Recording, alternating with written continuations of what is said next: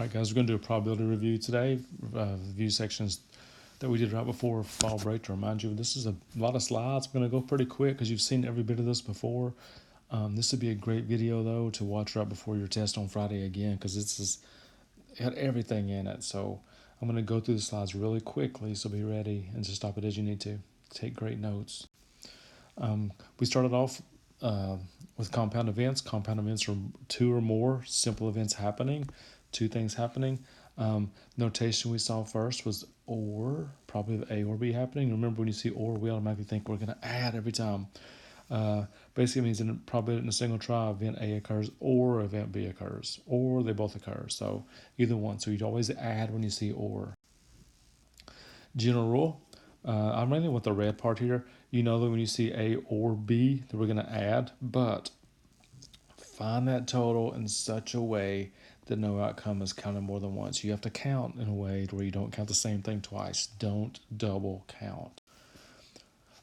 So here's the formal rule. The formal rule is if you see A or B, you're going to add the two probabilities, and then you're going to subtract out what you counted twice. And what you counted twice was what is in A and B. What do they both have in both outcomes? Make sure you don't count it twice. So there's your rule when you see or for compound events. Disjoint or mutually exclusive. Disjoint events, same words here. Your book loves the word disjoint, which is okay. Most book I've seen before, he likes the word mutually exclusive a little better, but they mean exactly the same thing. All that means is if they are disjoint or mutually exclusive, they cannot occur at the same time. They do not overlap. So this is a Venn diagram of things that are not disjoint or not mutually exclusive. This is an example event that is disjoint and mutually exclusive because the events do not overlap at all. No outcomes in common. Complementary must be disjoint. Remember, this is the symbol for complementary. If you see a bar over an A or a bar over B, that means the complement of A. For an example, let's say you roll a die, you want a probability that you get a 1, which is 1 out of 6. The complement would be that you don't get a 1. That you don't get a 1 would be 5 out of 6. Those are complements of each other. It's impossible for an event and its complement to occur at the same time. You can't get a 1 and not a 1 at the same time. Complementary, if you add up the probability of complementary events, you always get 1. I just then did probably getting a 1 on a die is 1 out of 6. Probably not getting a 1 is 5 out of 6. If you add those up, you would get 1. And because that's true, this is true, which we're going to use in a few minutes. The probability of a complement is 1 minus the probability. Sorry about that. Is 1 minus the probability of the actual event. Okay, now the next thing we did was A and B, probability of A and B. The way you'd read it, probably event A occurs in the first trial and an event occurs in the second trial. Whenever you see the word and, remember, we're going to think multiplication. We're going to think multiplication. This notation, very important. Probably B with a bar A means probably B occurs given that A has already occurred. That's what it says in the sentence right here. So when you see the bar, we're going to say given that. Probability of B occurring given that A has already occurred. Here's the multiplication rule, the formal rule. If you see the word and, it does mean multiply, hence the symbol right there. So you can do probability of A times the probability of B given that A has already occurred. And that's important.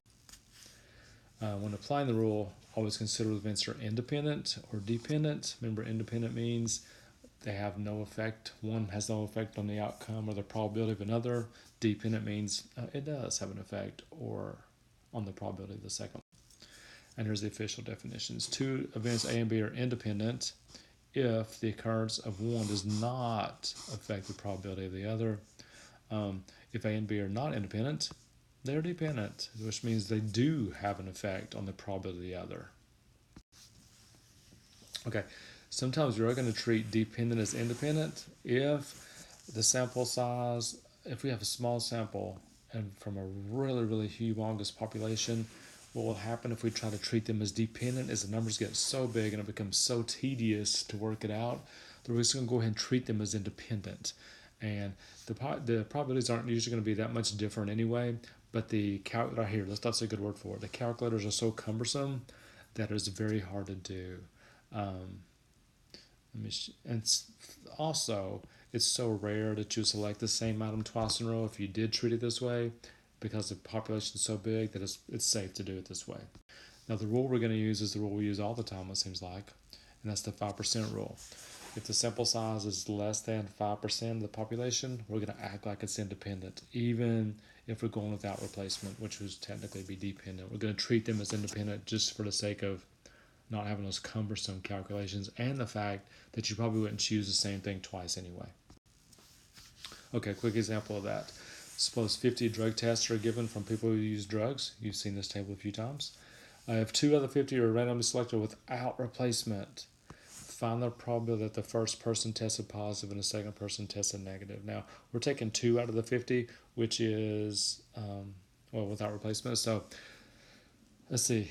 The first person tested positive. Well, there's 44 people out of 50. So I'm going to say, okay, the first probability would be 44 out of 50. That's why I wrote that one.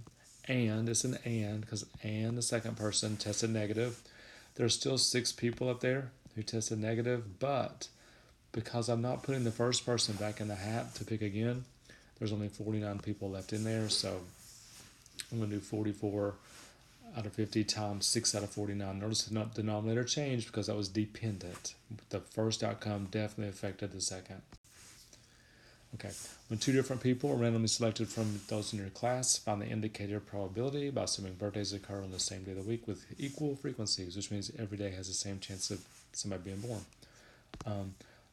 This is just about make sure you read the problem carefully. First one says probably that 2 people are born on the same day of the week. Well, you find out the first person what day of the week they were born on, and then that's the next person. When were you born? They have a 1 out of 7 chance of giving you the same day. Now, a different way of asking that is find the probability that 2 people are both born on Monday. Well, the first person you ask has a 1 out of 7 chance of being born on Monday, as does the second person. And because it's and both, first person and the second person, as multiplication, so you get 1 out of 49. Okay, just a quick summary here. When you see the word or, we're always going to, it means addition. Just make sure that you only count each one once. Don't forget the formal rule we did there. When you see the word and, it means multiplication. Make sure when you multiply though that you take into account event B given the previous occurrence of event A, meaning probability of B given that A has already occurred. That may change the way your fraction looks. Okay, last thing here. At least one. At least one was like the last thing we did before we left for break. Find the probability that among several trials we get at least one. We also did conditional. So the last thing we're going to look at here are these 2 concepts. And conditional, find the probability event when additional information that some other event has already occurred, which is what we were just talking about a second ago. Kind of jumped the gun on that one. All right. Complements, the probability of at least one. At least one is equivalent to 1 or more. The complement, this is so important, the complement of at least 1 or 1 or more is that you get no items. So the complement of at least 1 is no or none. The complement of at least 1 is none or no items like that. So that's what we're going to use to solve these. Otherwise, you talk about some cumbersome calculations, it's unbelievable. Do you need to use the complement here? Okay, this is how you find the probability of an at least one problem. To find the probability of at least one of something, calculate the probability of none, which is the complement, then subtract it from 1. Because remember a few minutes ago we had that on a slide. The probability of A plus probability of complement of A equals 1. And 1 minus the complement of A is probability of A. So that's what we're using here. So the probability of at least 1 is going to be 1 minus the probability of none. So that's how we're going to calculate all the at least one problems. Okay, here's an example one. Topford supplies X data DVDs in lots of 50, and they have a reported defective rate of 0.5%, so the probability of a disc being defective is 0.005. If you subtract that from 1, it follows that the probability of a disc being good is 0.995. What is the probability of getting at least one defective disc in a lot of 50? Again, this is at least one. We're going to do 1 minus the probability of the complement. The complement of getting at least one defective is getting no defectives, or all of them are good. So the probability that all of them are good is you would take this probability right here, 0.995, and go 0.995 times 0.995, 50 times. So instead of writing it all out, I'm just going to do 0.995 to the 50th power, subtract it from 1, punch it in my calculator, and get my answer. So again, whenever you're doing at least one problem, you can do 1 minus the probability of none. And last thing, conditional. A conditional probability of an event is a probability obtained with the additional information that some has already occurred. This is our notation again. Probability of B given A. When you see that, it means probability of B given that A has already occurred. This formula down here is going to be huge. That's what we're going to use most of the time. This is probability of B given A. You do the ands. You do the multiplication on the top. On the bottom, you do the probability of the given part, the A part, the given part. Let me show you an example of this and we'll be done.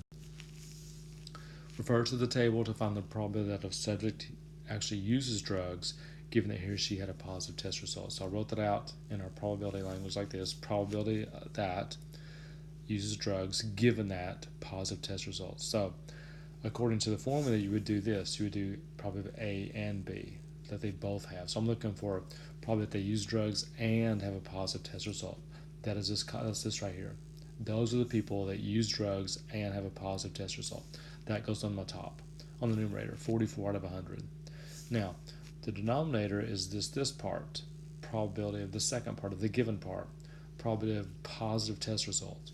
Well, positive test result is the whole column right here, this whole column. And there's 134 people in there, and there's 1,000 altogether. That's where the 1,000 is coming from. When you work this out, the thousands always cancel, so it leaves you 44 over 134. And you can punch it in your calculator and get what decimal that is.